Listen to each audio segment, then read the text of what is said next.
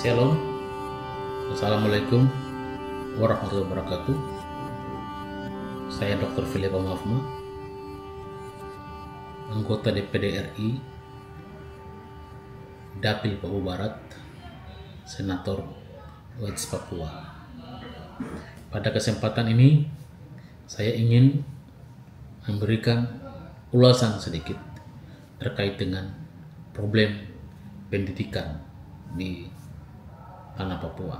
Tentu ini adalah potret kecil berdasarkan hasil kajian, hasil pemantauan, dan juga pengawasan selama melakukan aktivitas di daerah.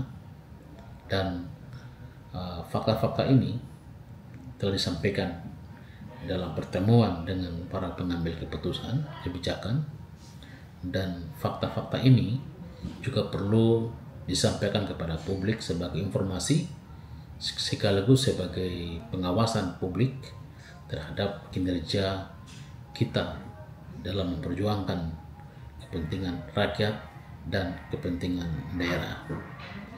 Di bidang pendidikan, saudara sekalian, kita di tanah Papua memiliki problem yang sangat membutuhkan perhatian kita semua.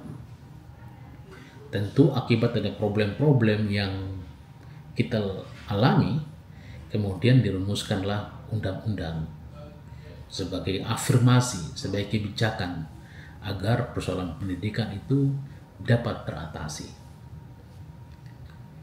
Apakah kebijakan-kebijakan kita dalam bentuk undang-undang ini sudah teratasi? Ini faktanya. Saya ambil data dari Badan Pusat Statistik yang memberikan data kepada kita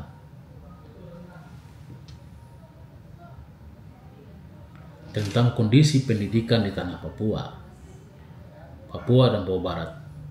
Kita masih menjadi provinsi tertinggi angka putus sekolah di jenjang SD, itu 2,38% untuk Papua dan 0,6% untuk Papua Barat. Jadi kita memiliki tingkat putus sekolah yang sangat tertinggi. Khusus untuk Provinsi Papua Barat, angka partisipasi kasar (APK) dan angka partisipasi murni juga masih rendah.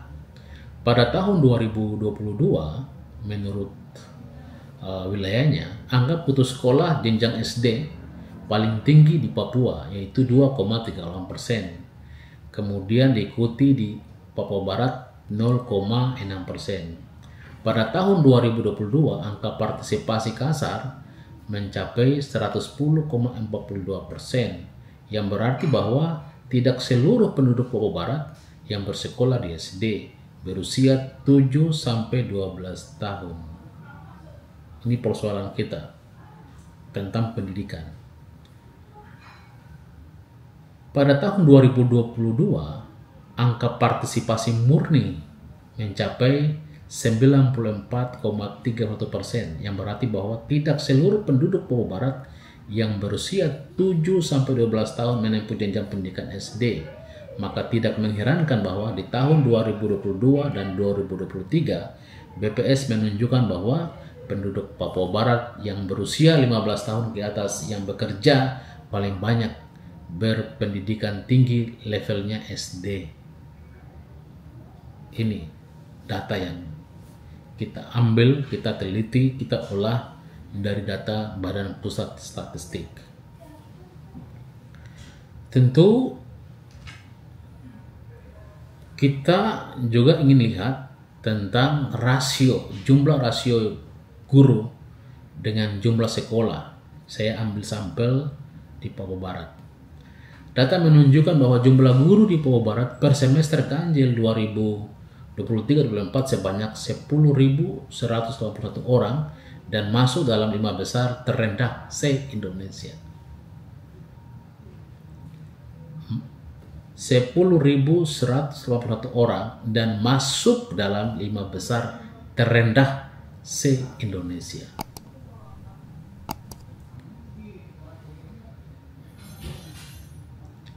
Demikian juga biaya pendidikan SD di Papua Barat per tahun 2020-2021 justru menjadi termahal, bahkan mengalahkan mahalnya Jakarta, 4,86 juta.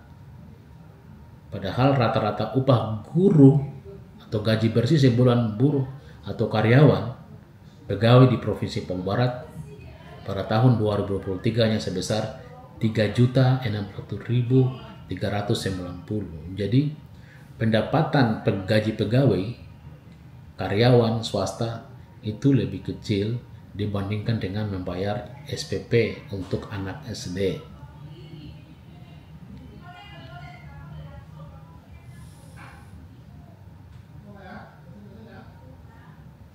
Bahkan data BPS menyebutkan bahwa penduduk miskin terbanyak di Papua, yakni jumlah penduduk miskin sebanyak 915,15 ribu jiwa dengan garis kemiskinan per kapita Rp 686.469 per bulan. Jadi penghasilan terendah kita di kalangan masyarakat ekonomi lemah yaitu 686.469 per bulan. Dan Papua Barat, di Papua Barat jumlah penduduk miskinnya 214.000 jiwa dengan penghasilannya per kapita 728.619 per bulan. Nah, bagaimana kita melihat tentang penghasilan daripada pegawai swasta, nelayan, buruh yang rendah ini kemudian dibandingkan dengan kos pendidikan. Nah, kos pendidikan, karena kos pendidikan yang tinggi di SD aja sudah hampir 4 jutaan, maka mana mungkin anak-anak petani, anak-anak buruh, anak-anak nelayan, anak-anak yang orang tua penghasilan rendah ini bisa menikmati pendidikan. Makanya data tadi menunjukkan bahwa tingkat putus sekolah salah satu indikatornya itu adalah karena orang tua tidak mampu untuk membayar SPP. Lalu bagaimana afirmasinya? Ini, saudara-saudara sekalian, kita harusnya memahami tentang ini problem, ini persoalan, dan ada solusi untuk menjawab. Jangan sampai ada putus sekolah, jangan sampai ada anak-anak petani, nelayan, buruh, ya swasta yang tidak bisa menikmati pendidikan. Maka ada afirmasi, ada strateginya, ada langkahnya yang sudah kita rumuskan dalam Undang-Undang Otonomi Khusus.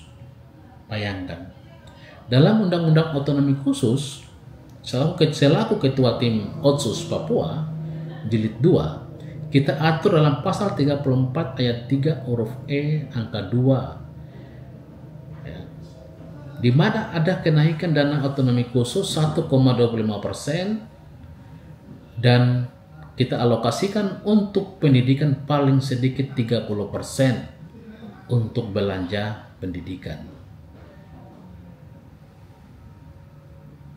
Kemudian kita tambah juga dana pendidikan dari sektor gas, sumber gas. Kita atur juga. Jadi selain mendapatkan dana otsus untuk pendidikan 30%, juga mendapatkan alokasi dana pendidikan yang bersumber DBH Migas 35%. Jadi total seluruhnya untuk bicara tentang pendidikan adalah 65%. Apakah uang ini masih kurang? Apakah tidak cukup untuk kita kelola, untuk menjawab persoalan putus sekolah, untuk menjawab fasilitas pendidikan, untuk menjawab kekurangan guru, untuk menjawab sumber daya manusia kita? Tidak, menurut saya tidak. Anggaran sangat cukup, tapi kembali kepada kita, kembali kepada pengawasan anggaran di daerah oleh Dewan Perwakilan Rakyat, baik provinsi maupun kabupaten. Kembali kepada perencanaan penggunaan anggaran daerah, bagaimana pejabat-pejabat di daerah mampu mengelola keuangan daerah yang baik dan benar sehingga bermanfaat untuk menjawab kebutuhan dan persoalan pendidikan yang hari ini kita alami. Ini persoalan yang sangat besar. Kita baru bicara dari satu aspek putus sekolah, kita belum berbicara dari aspek-aspek yang lain tentang kualitas guru, tentang sarana prasarana pendidikan, dan faktor-faktor lain. Oleh sebab itu, kalau kita ingin untuk satu langkah maju ke depan, atau 2-3 langkah maju ke depan, lebih unggul tentang pendidikannya, maka tidak ada cara lain. Segera melakukan evaluasi, segera realisasikan kebijakan yang tepat sasaran untuk menjawab persoalan pendidikan di tanah Papua. Memasuki tahun ajaran baru, pemerintah harus hadir sebagai pengayom, sebagai pelindung, sebagai penuntun, sebagai pembina.